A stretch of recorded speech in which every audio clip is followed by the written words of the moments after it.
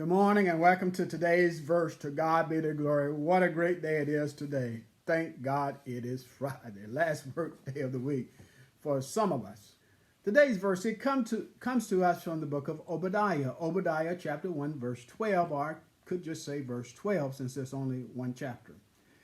Obadiah chapter 1 verse 12, and it says this: You should not gloat over your brother in the day of his destruction, nor rejoice over the people of Judea in the day of their destruction, nor boast so much in the day of their trouble. I want to speak to you this morning from the subject, don't rejoice over another's fall. Now, imagine a co-worker that you've had tension with make a big mistake at work. They're embarrassed, maybe even facing consequences, maybe dismissal. And deep down, you feel a spark of satisfaction. They had it coming to them, you think. But later, that feeling turns sour and you realize how wrong it was to find joy in someone else's downfall. That's the attitude that God condemns in Obadiah here, a warning against rejoicing over the pain or judgment of others. Obadiah is the shortest book in the Old Testament, but its message is powerful. The prophet Obadiah, he speaks God's judgment against Edom, descendants of Esau, Jacob's brother. Throughout history, Edom and Israel, descendants of Jacob, had a strained relationship.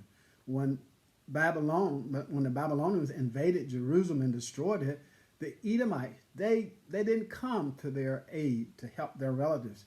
Instead, they stood by watching and even joining in the celebration of Judea's suffering. Some of the Edomites, they took advantage of the chaos, looting cities and turning over fleeting Israelites to the enemy. God saw this betrayal and arrogance. Through Obadiah, he declared judgment.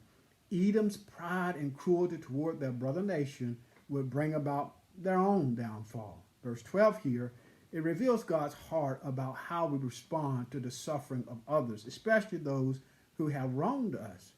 Edom's sin wasn't just indifference, it was delighting in Judea's pain. God condemns that attitude because it reveals pride, hatred, and a lack of compassion. The verse lists here three wrong responses that we see. One, gloating, that is, taking satisfaction in someone else's misfortune.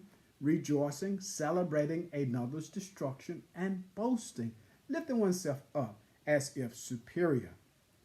Each of these reactions, they dishonor God, who called us to love mercy, show compassion, and to mourn over sin and suffering. Our verse, it speaks to our heart in moments when others fall, whether it is a rival, critic, or someone who once hurt us.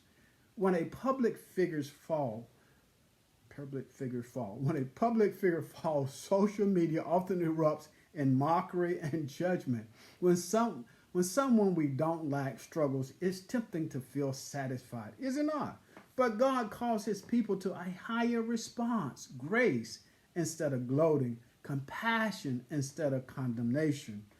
Romans chapter 12 verse 15, it echoes this by saying, rejoice with those who rejoice, mourn with those who mourn. The mark of spiritual maturity is the ability to grieve over the brokenness of others, even those who stood against us. God desires that our heart mirrors his, showing mercy, not malice, compassion, not celebrating when others fall. Selah. Think about this. To God be the glory for the great things he has done. I pray that you would meditate on this verse today, that it would be a word of encouragement, a word of challenge. I pray that you would put it into practice. Thank God it is Friday, last work day of the week. I pray you have a great day. A fantastic day. And then tune in again tomorrow. Yes, as we consider today's verse. Amen.